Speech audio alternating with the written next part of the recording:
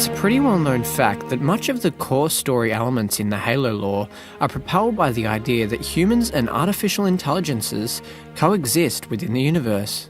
AIs were first known to be used by the ancient Forerunner race, whose creation and use of the technology was highly cultivated and progressive.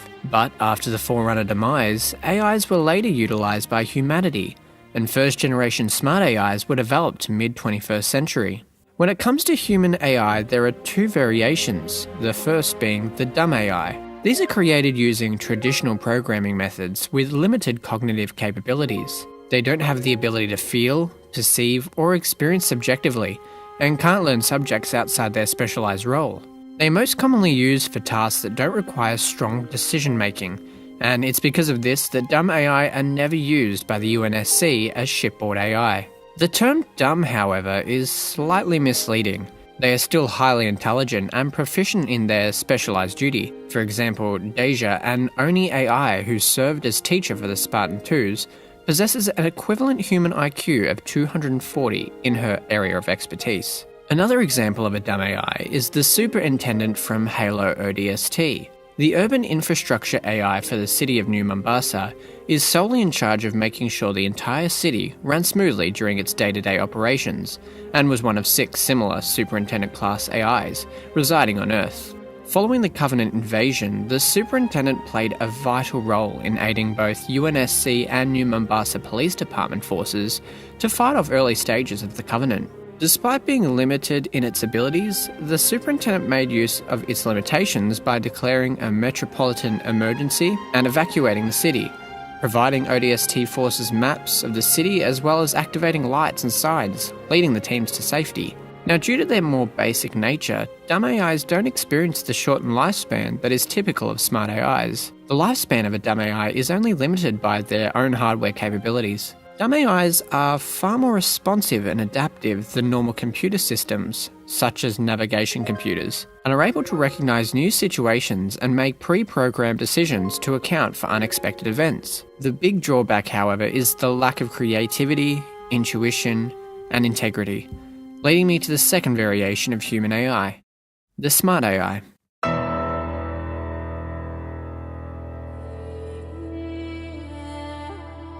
The process of creation is much different to what most people realise.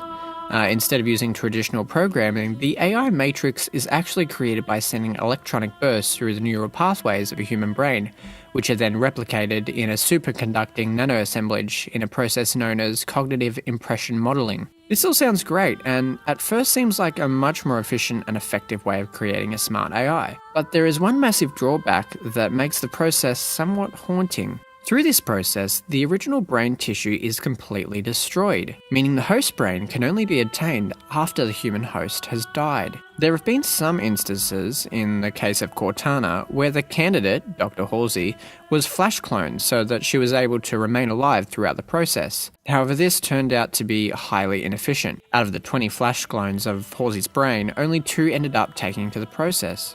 There is something quite eerie thinking about this process. Because the use of human brains are employed to create a smart AI, does this mean that there are residual thoughts, memories, or feelings that remain after the fact? And does this technically mean that every human smart AI in the Halo universe, with Cortana as an exception, are ghosts of a person that once lived? It sounds crazy, but when you dig deep enough and think about the process as a whole, it doesn't seem all that crazy anymore. One of the most intriguing smart AI stories is from an AI called Black Box, or BB for short, and was initially constructed by Oni to accompany an ex-Spartan on a highly classified mission. His brain donor was Dr. Graham J. Albin, a neurosurgeon and psychologist who worked on the Spartan 2 program. During this time, Dr. Albin considered his actions to be regrettable when reflecting on the war crimes he committed with Halsey, kidnapping children in the efforts to grow super soldiers. Later in his life, when he realised nobody would make him pay for these monstrous actions, he became his own judge and executioner, taking his life in a manner that left his brain intact. As his last request in his suicide letter, his brain was recovered and utilised for an AI made specifically to help protect the Spartan 2s. Bibi chose to take the form of a featureless, blue-lit cube, tasked with controlling entire UNSC ships without the need of human interaction. Bibi held the opinion that it's not a good idea to get too invested in humans, however, fearing that he may end up like Cortana, and as such, in his early days, he held very formal, sometimes cynical relationships with the crew members. Some other notable smart AIs are Serena, the UNSC AI who served aboard the Spirit of Fire, Roland, shipboard AI of the UNSC Infinity, and Isabel, logistics manager on the heavily damaged Ark, who was rescued and became temporary shipboard AI of the Spirit of Fire, taking duty from Serena after her death. There is one AI, however, that stands above all the others, one that was instrumental to the fight and has now ascended to greater heights. Cortana, one of the most important figures in the Human Covenant War, began service for UNSC year 2549 and was paired with Master Chief in various combat missions over the years. She has also served as AI for the Pillar of Autumn, Orbital Defense Platform Cairo Station, and Forward Unto Dawn, to name a few. Cortana also shares some of her creator's memories, thoughts, opinions, and even values. When asked by Dr. Halsey to pick a carrier, Cortana chose John 117 for his luck. A similar reason used by Dr. Halsey when choosing John 117 as a child. Cortana also chose her avatar to take on the physical form of Halsey, though at a younger age.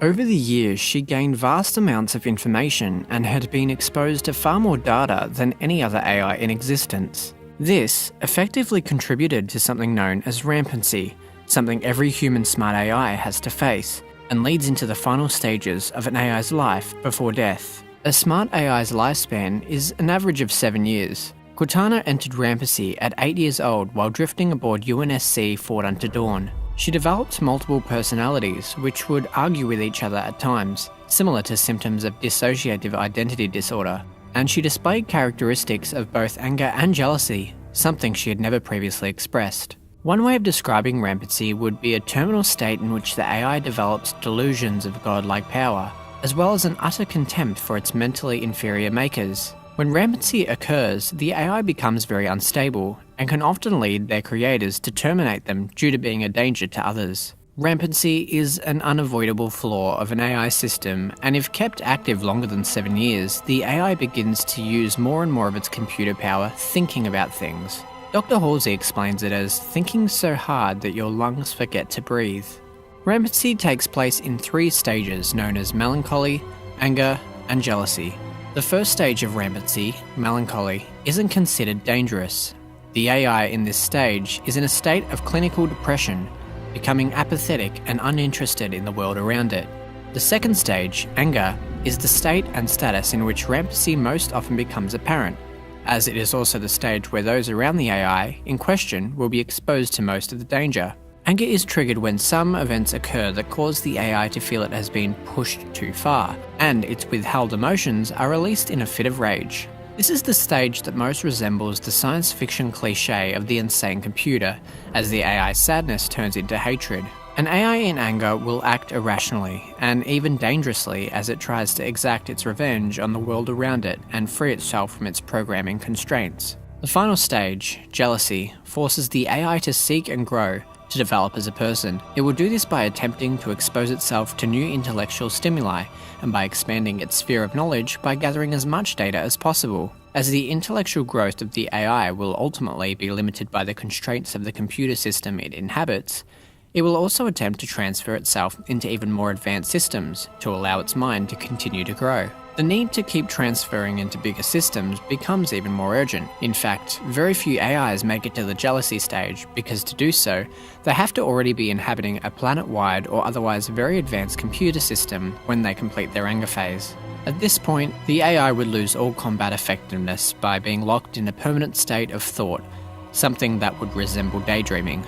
The data reaches a critical mass, and the neural pathways become jammed with so many pieces of information being queried and analysed at once. As Cortana once stated on the topic of rampancy, we don't just shut down, our cognitive processes begin dividing exponentially according to our total knowledge base. We literally think ourselves to death. Ultimately, It seems like such a destructive and radical termination to a once cohesive and highly cultivated construct, but much like humans, AIs share the same ultimate fate. Because, as it just so happens, when the game is over, the king and the pawn go into the same box.